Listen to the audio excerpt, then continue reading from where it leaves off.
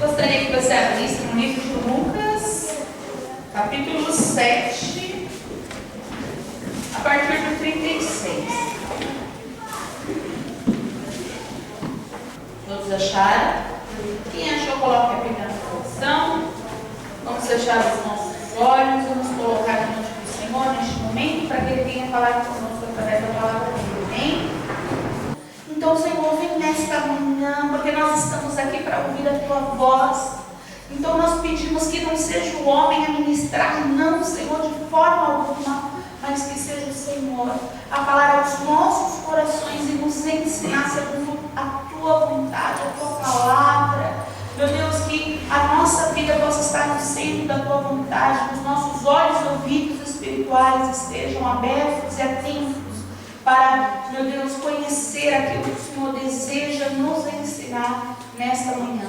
Eu te peço, repreende tudo aquilo que não provém de Ti, que queira fazer com que essa pessoa se perca, Senhor, mas que o Teu povo saia daqui hoje transformado pelo Teu poder. É o que nós pedimos em nome do Senhor Jesus. Amém. E graças a Deus. Amém, igreja? Amém. Graças a Deus. Bom, fecha os olhos, todo mundo, fecha os olhos. Imagina aí uma casa antiga, simples, como a gente costuma ver nos filmes, na Paixão de Cristo, no The Chosen, como era antigamente. Aí imagina aí pessoas conversando, outras observando, e aí de repente um frasco quebrado, um perfume caríssimo começa a se espalhar pelo ambiente. E esse aroma toma conta de tudo. Toma conta de todo o ambiente. Pensou? Pensou aí? Pensou sim ou não? Sim. Bom, essa cena, gente, ela aconteceu várias vezes. Não foi só uma, não. Foi várias vezes. E em casas diferentes, de pessoas diferentes. E eu quero hoje aqui falar sobre duas dessas casas. Quero que vocês prestem bastante atenção. Amém?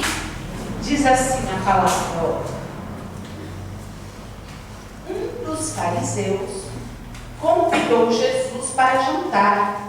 Jesus foi à casa dele e tomou lugar à mesa, quando uma mulher daquela cidade, uma pecadora, sobre que ele estava jantando ali, trouxe um frasco de alabastro, contendo um perfume caro. E aí o que acontece em seguida?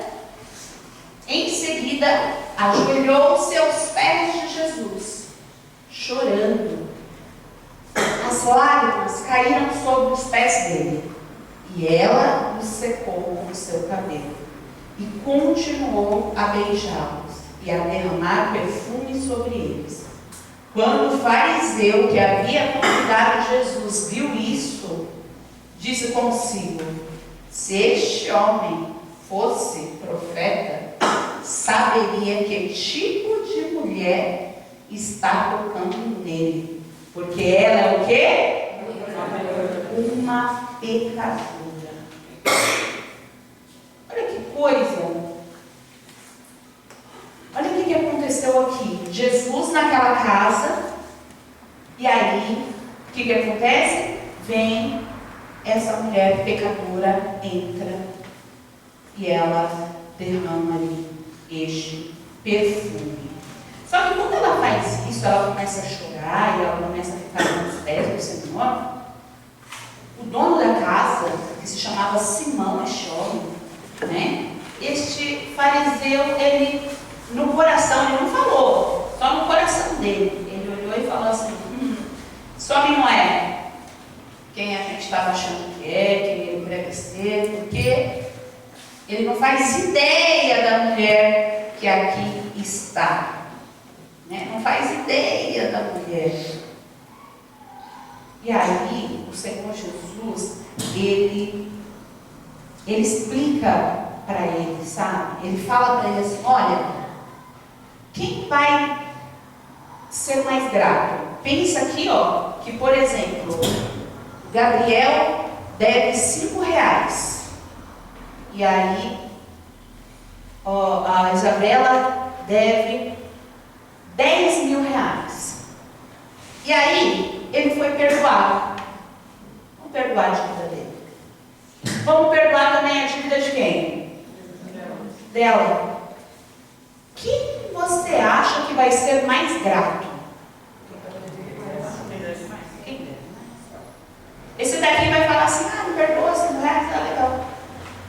Agora, o que vai acontecer com uma pessoa que tem uma dívida maior? Quanto maior a dívida, maior é a gratidão. E Jesus ensina isso para aquele fariseu. Ele não fala que aquela mulher não é pecadora, mas aquela mulher tem tanto pecado que ao ser perdoada, ela tem mais gratidão do que ele que se julgava o quê? Sem pecados. Você consegue compreender? E aí, Jesus, ele finaliza, fazendo uma comparação ali, com Simão. Ele fala assim, que ele foi recebido e ele não cumprimentaram ele de forma adequada, porque naquela época existia o costume, do ósculo santo, que era o beijo na face, mas ele não foi recebido daquela forma, como uma visita importante que chega na casa de alguém. Ele faz essa comparação, Ele fala ali que ele foi recebido naquela casa, mas não lavaram os pés dele, que também foi o quê? Também era o costume da época, a lavagem dos pés. E aí ele fala, não lavaram os meus pés aqui. A diferente da mulher que lavou com o quê? Lava. Não me deram o ósculo, diferente da mulher que não parava de beijar os pés dele. Olha só, ele faz essa comparação. Sem o óleo, Sem o óleo, que fala assim, põe aqui no próximo. Você não me ofereceu óleo para ungir minha cabeça, mas ungiu os meus pés com perfume raro. Quer dizer, Jesus ele foi recebido naquela casa como qualquer. Ele não foi recebido como quem ele era. Ele não foi recebido como uma pessoa, no mínimo, importante. Não fizeram exatamente nada do necessário. Que era o costume da época, ao entrar na casa, Jesus foi recebido ali de qualquer forma. Mas aquela mulher foi diferente. Aí ele fala aqui, eu lhe digo, os pecados dela, que são muitos, foram o quê? Perdoados. E por isso ela demonstrou muito amor por mim. Mas a pessoa a quem pouco foi perdoado, demonstra pouco amor. Então Jesus disse à mulher, seus pecados estão perdoados. Olha que coisa. Quando a gente olha, a gente fala, puxa vida, como tinha pecado para ser perdoado. Tinha muito pecado para ser perdoado. Quem era essa mulher quando ela entrou naquela casa? Perceba que é uma mulher sem identidade. Cadê o nome da mulher? Não sabemos. Você não sabe, nem eu sei. Ela não tem ali, ela não foi identificada. Ela não foi identificada. O nome dela não está ali, não era nem conhecido pelas pessoas o nome dela. Mas a fama dela era bem conhecida. A fama dela era bem conhecida naquela cidade toda. A ponto daquela mulher entrar e todo mundo já o quê? Saber quem aquela mulher era. E Jesus também sabia. Mas ele falou, se ele fosse profeta, ele ia saber quem essa mulher era. Todo mundo sabia quem era aquela mulher, porque a gente sempre é conhecido, não pelo que a gente diz que é, mas por aquilo que a gente mostra ser. E aquela mulher, ela era ali, da forma como ele fala, como ela chama de pecadora, provavelmente uma prostituta, porque era dessa forma que as prostitutas eram, discriminadas naquela época, sendo ali uma mulher prostituta, Só que aí essa mulher, ela estava cansada dessa vida. E quando ela está cansada da vida, ela ouve que tem um Salvador naquela casa. E quando ela vai lá naquela casa, existem alguns passos que ela precisa vencer, né? Por exemplo, o medo, porque ela poderia ser o quê? Apedrejada. Lembra? Era a lei.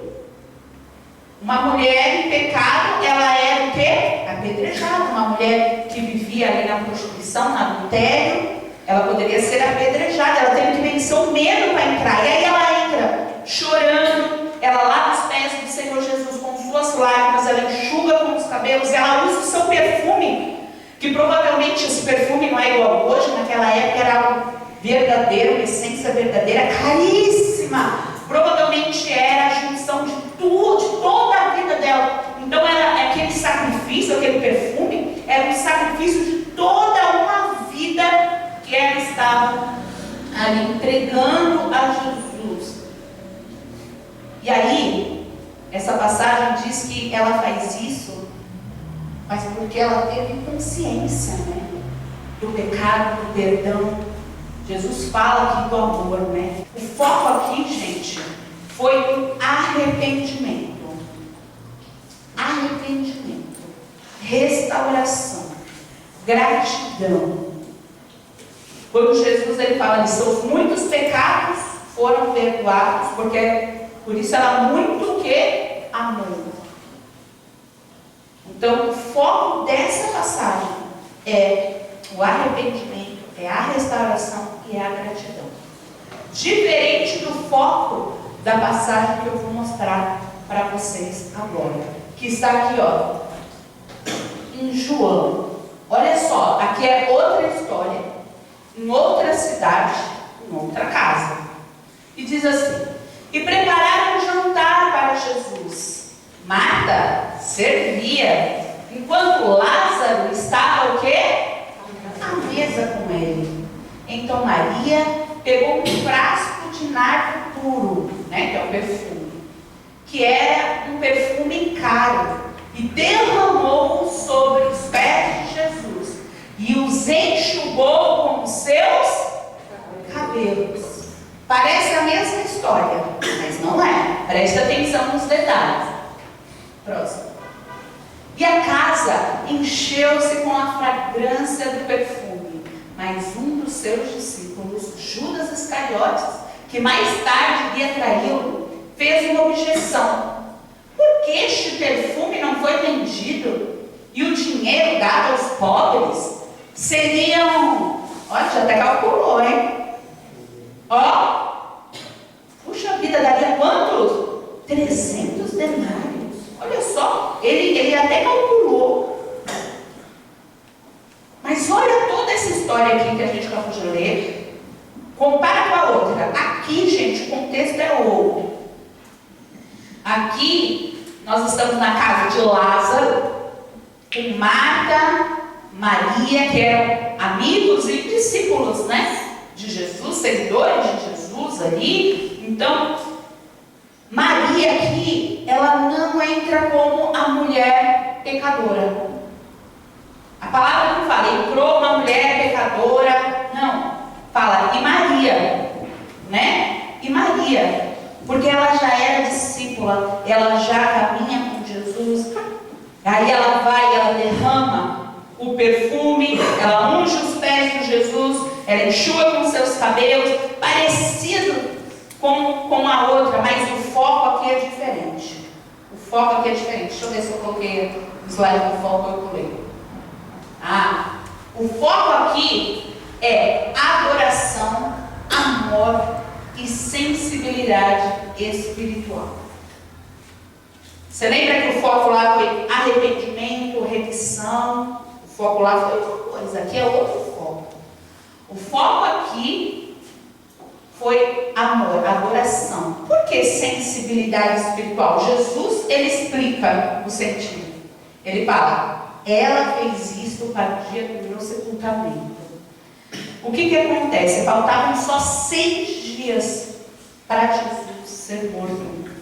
Então, ela teve o discernimento de algo que nem os discípulos ainda não tinham tido discernimento. Os discípulos, ouvindo tudo que Jesus falava, ainda não tinha compreendido, mas ela teve o discernimento do Espírito Santo. Ela ali recebeu do Espírito Santo esse discernimento. Então, veja o que difere essa história. Vamos pensar no que difere e depois a gente vai falar do que há em comum nessa história. Vamos fazer assim para ficar melhor? Ó, o que difere? A primeira, ela representa as pessoas que se achegam a Jesus pela dor. Afinal, quem chega a Jesus pelo amor? Quase todo mundo vem pelo quê? Pela dor. Então a primeira, coloca aqui no slide. Vamos analisar a diferença entre as duas. A mulher pecadora e a Maria de Betânia. A primeira história e a segunda história, entendido? A mulher pecadora, quebrada, arrependida, buscando perdão. A Maria de Betânia era discípula, adoradora, oferecendo o quê?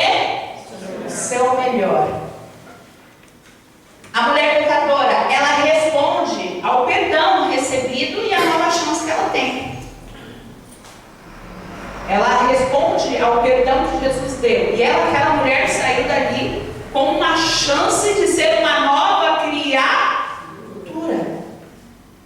Agora, no caso de Maria, que já tinha passado por aquela fase um dia, mas aqui é outra fase, né? Ela não estava na fase de conhecer Jesus, ela já conhecia.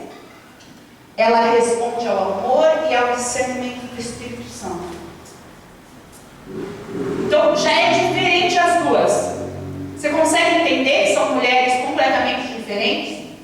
Essa mulher aqui é marcada pelo passado de tristeza. Ela entra lá, ela chora tanto, porque ela é marcada por um passado triste, de pecado, de angústia.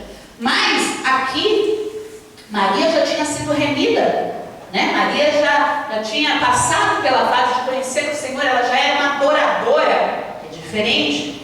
Maria é marcada pelo relacionamento e comunhão com Jesus. Olha como é diferente. Olha a comunhão que ela tinha. A comunhão que ela tinha é tão grande com Deus, que o Espírito Santo fez ela ter esse discernimento de saber que Jesus estava chegando, o momento de Jesus. Ela prepara ali Jesus, né? Ela prepara ali Jesus. Porque naquela época existia, né, gente, esse costume. E aí a gente olha e eu falo, puxa vida,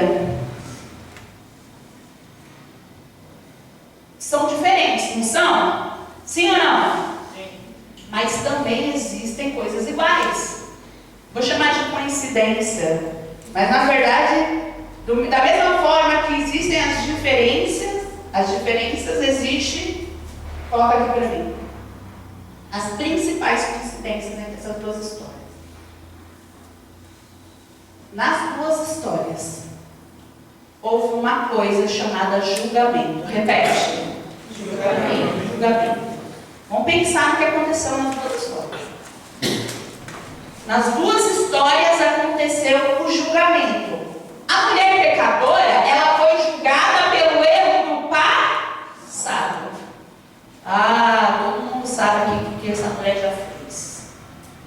Aquela mulher que estava ali conhecendo Jesus, tendo o primeiro contato com Jesus naquele momento, estava sendo julgada pelos fariseus, pelas pessoas da casa, pelos erros do passado. Mas se Maria não pecava mais, né? Não que a gente não tenha pecado, vocês entenderam o que eu quis dizer, ela já era convertida. Então Maria já conhecia o Senhor. E Maria foi julgada pelos erros do passado? Não. Maria foi julgada pelo acerto do presente. Olha que coisa. Essa aqui foi julgada pelos erros do passado. Essa aqui foi julgada pelos acertos do presente. Porque o que ela fez foi errado ou foi certo? Certo. Mas mesmo assim ela foi julgada. Olha que coisa. Meu amado, você sempre vai ser julgado. gente já começa a compreender isso. Você sempre vai ser julgado. E quando você está com uma vida toda errada, ok. Está com uma vida toda errada, ok. Mas aí, você decide mudar de vida. Você decide mudar. Ainda assim vão demorar para acreditar. Ainda assim vão ter pessoas para te criticar. Aquela mulher, quando ela entra lá, ela não entrou lá para se relacionar com homens. Ou seja, ela entrou com outra postura, mas mesmo assim ela foi julgada pelo passado. Quando você se achega a Jesus e você tem uma fama, porque a gente é a fama que a gente constrói no mundo, as pessoas vão demorar para acreditar que a sua conversão, que a sua mudança, ela é real. Então elas vão te criticar. E muita gente já abandona a fé nessa fase. Porque ela fala assim, poxa, eu estava com a vida toda errada, ninguém falava nada. Agora eu estou tentando mudar, as pessoas ficam me julgando, então eu não vou seguir a fé. E a pessoa, ela perde a chance de ter uma vida transformada, porque as pessoas ainda julgam ela. Você não deve se importar. Você não deve se importar. Você consegue entender? Você deve continuar no seu processo de transformação. Porque quando o seu processo de transformação estiver completo, aí as pessoas vão olhar e ver uma mulher de Deus em você. Um homem de Deus em você. As pessoas vão conseguir olhar. Mas aí você fala, poxa, então quando eu chegar nessa fase aqui, acabou, eu vou estar tranquilo, ninguém vai mais me julgar. E aí vem a notícia de que não. Porque quando você estiver no auge da sua fé, no auge da comunhão com Deus, igual Maria ali estava, Satanás vai levantar alguém para tentar te fazer o quê? Parar. Sempre isso vai acontecer. E às vezes até de quem menos se espera. Às vezes até de quem está do seu lado. Gente, Judas, ele era discípulo. Jesus sabia e conhecia o coração de Judas para saber que ele era ladrão. Ele não estava preocupado com os pobres, ele estava preocupado em, opa, 300 denários aqui, no bolsinho. Jesus sabia, mas ela sabia? Não. Ela recebe uma crítica fazendo aquilo que ela estava fazendo, que era algo certo, fazendo o certo. Só que ela, mesmo assim, com o julgamento, a crítica de um discípulo, ela não foi desmotivada. Ela não falou, então não deveria ter dado, eu fiz besteira.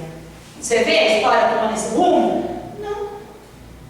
Você vê, e Jesus justifica ela. Jesus justifica. Quando a gente continua lendo a história lá, Jesus fala, os pobres vocês vão ter sempre para cuidar. Mas eu estou chegando próximo do meu dia. E ela teve discernimento que os próprios discípulos não tinham. Você consegue entender? Como eu falei, o costume da época ali, derramar um perfume no corpo da pessoa que partia.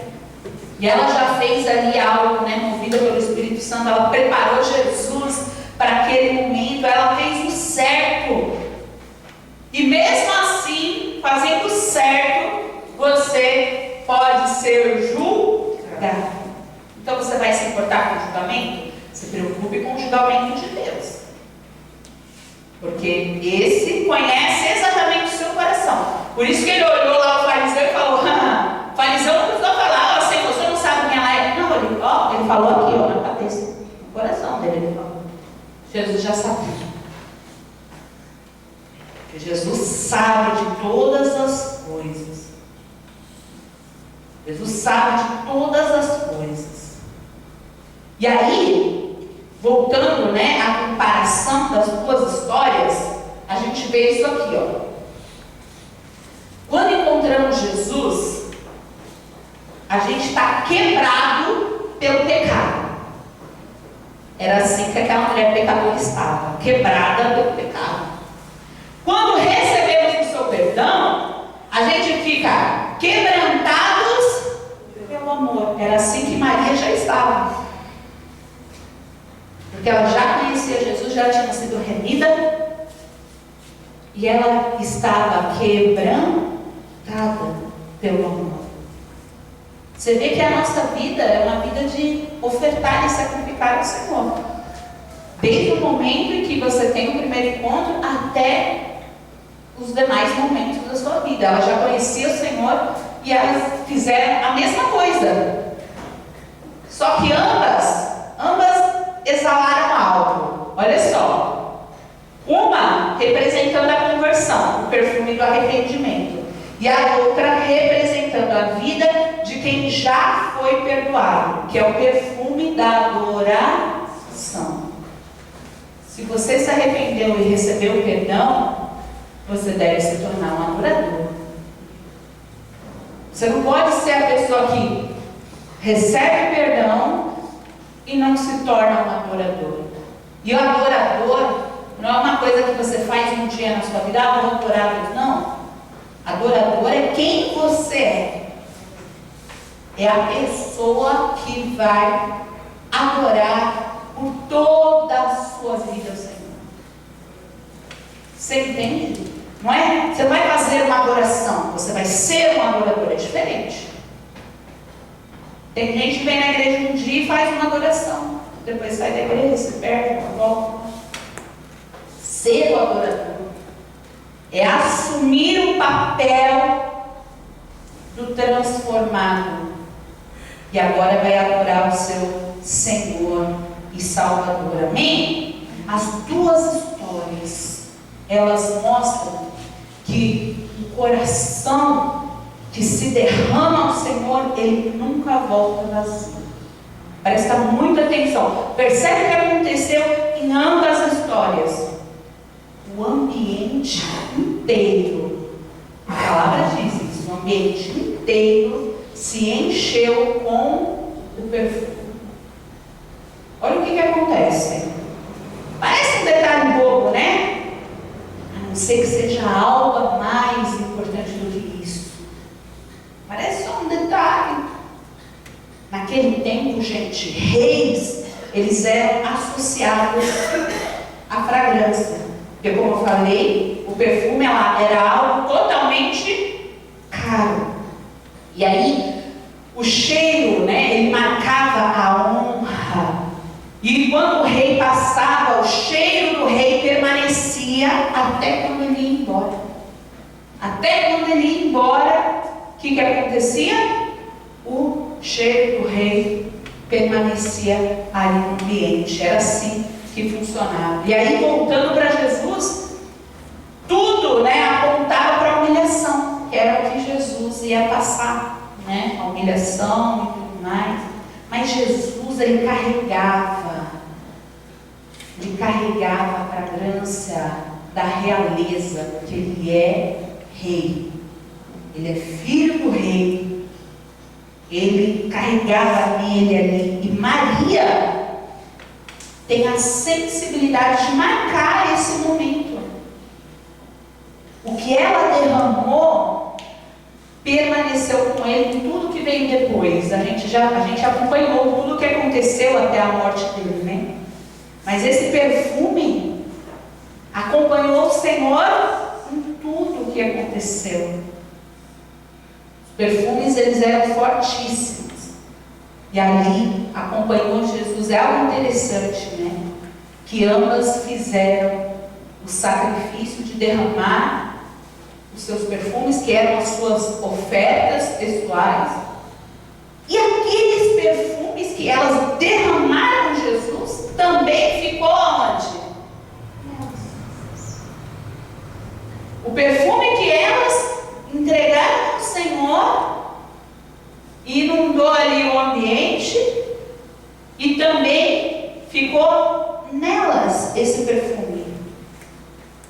E quando a gente se aproxima de Jesus, a gente carrega esse perfume, essa fragrância de Jesus para o mundo. Você consegue entender isso? As pessoas, elas não só ouvem falar sobre Jesus? As pessoas sentem. As pessoas sentem o cheiro de Jesus na nossa vida. Quando a gente verdadeiramente tem em nós o perfume dele. Você consegue entender? A gente se torna o bom perfume de Cristo. Coloca aqui para mim o que a palavra diz. E graças a Deus, que sempre nos faz triunfar em Cristo. E por meio de nós, manifesta em todo lugar a fragrância do seu conhecimento. Porque para Deus, somos o bom perfume de Cristo, nos que se salvam e nos que se perdem. Para estes, certamente cheios de morte para a morte, mas para aqueles, cheios de vida para a vida. Olha que coisa, a nossa vida, gente, a nossa vida, nossas atitudes, as nossas palavras revelam algo sobre Cristo. Você consegue entender isso? Assim como um perfume é percebido de longe, o caráter cristão, ele também é percebido, notado ali de longe. Às vezes sem você precisar dizer nada. O perfume de Cristo é notado, o caráter de Cristo é notado. Porque você não fala só, você é. Você vive. Quando a sua vida é ser um adorador, quando a sua vida tem caráter diferente do mundo, as pessoas de longe já conseguem reconhecer: opa, essa pessoa é diferente. Sem você precisar, às vezes, até dizer nada. As pessoas percebem, ela tem uma luz diferente. Quem aqui já ouviu alguém falando assim: nossa, tem um brilho diferente, você tem uma alegria diferente? Alguém já ouviu? Por quê? Porque existe essa transformação. E nessa palavra, a gente vê as duas reações ao mesmo perfume, né?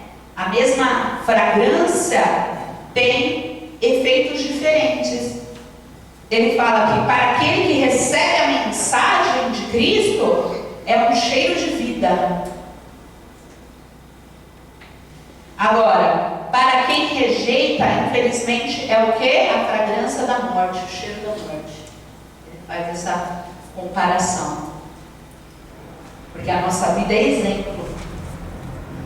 A gente foi chamado para a gente pregar a palavra.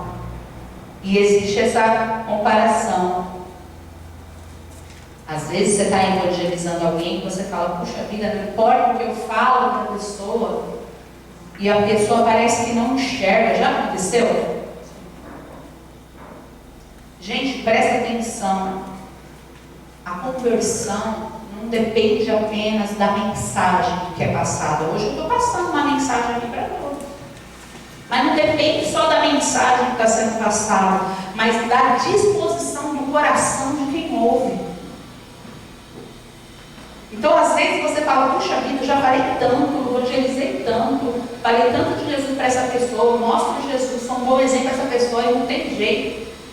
Não depende só da mensagem, porque o mesmo perfume vai cheirar vida para aqueles que recebem a mensagem, mas cheira morte para aqueles que rejeitam.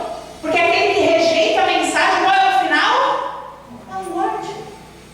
É triste, mas é uma realidade. Não depende só de você, não depende só de mim. Se dependesse de mim, estava todo mundo convertido, todo mundo no céu, todo mundo bem. Vai depender do coração de quem recebe a mensagem. Como que está o seu coração hoje? Pensa aí, reflete aí, não precisa me responder não. É uma pergunta para você pensar. Como está o seu coração recebendo esta mensagem? Será que o teu coração está fixo no Senhor? Ou você deixou se perder por outras coisas no meio do caminho? Como está a sua vida? Será que você tem exalado morte ou vida? Porque se você é a pessoa que diz que tem o perfume de Cristo, mas vive no erro, no pecado, dando mau testemunho, o perfume que você exala é o quê?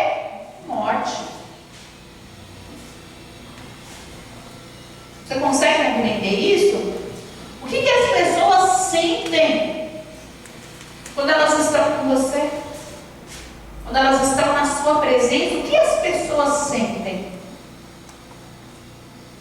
Elas sentem o cheiro da vida nas suas atitudes?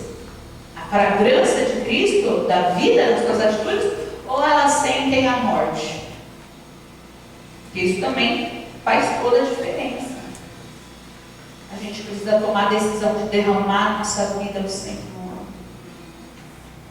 O que a gente oferece para Deus nunca é invisível. Nunca é invisível. A palavra nos mostra. A palavra afirma, inclusive, que os nossos sacrifícios, eles sobem as narinas do Senhor como um cheiro agradável e suave. Não deixe de sacrificar a tua vida a Ele, porque você não está perdendo. Essas mulheres não perderam o perfume. Quando elas ofertaram este perfume, quando este perfume passou por Jesus, esses perfumes já tinham efeito na vida delas de forma diferente. Porque agora elas possuíam o perfume de Cristo. Você entende? O que você oferece para o Senhor, você não perde. Ele te devolve de uma forma santa, de uma forma diferente. Ele te devolve diferente. Existe um aroma que só nasce, gente, do arrependimento, da rendição. É o cheiro que não vem só de palavras. Ah, eu sirvo a Deus. Palavras todo mundo fala de Deus. Hoje é moda falar que é de Deus. Mas você tem que exalar o perfume do bom testemunho. Como tem sido as suas atitudes dentro da sua casa? Você exala o perfume de Cristo? Perfume de vida ou de morte? Como que é na sua escola para você que estuda? O que você está exalando? O perfume de Cristo ou um perfume de morte? Como que é no seu trabalho? O seu testemunho, as pessoas olham para você e falam o quê? Quando as pessoas olham para você, o que elas falam? Olha, realmente essa daqui é uma mulher de Deus. Ou essa pessoa vai para a igreja, mas olha as atitudes dela. As pessoas sentem. A pessoa sente o que você está exalando. A gente tem que se derramar no Senhor. Quanto mais a gente se derrama, mais o céu é revelado para as pessoas através da nossa vida. O que você tem feito? Qual é a tua fase? Aqui a gente viu duas fases. A fase da conversão, a fase do adorador. Eu não sei em que fase você está. Mas eu sei que você vai ter que tomar uma decisão. Aquela mulher pecadora, ela poderia continuar sendo mulher pecadora. Na história ela ainda foi chamada de mulher pecadora. Mas a partir dali, ela recebeu uma nova chance de ter uma nova vida. Ela não se preocupou com os olhares estranhos dos homens. Ela sabia o que ela queria. O foco era Jesus, era o arrependimento, era o perdão. Ela precisava de uma vida transformada. Se você está longe, seja hoje você essa mulher. Se você está longe de Cristo, vivendo no pecado, não importa a vida que você esteja vivendo. Seja a pessoa que vai tomar a decisão de falar não. Não importa quão difícil, talvez esteja péssimo, mas não tem impossível para Deus.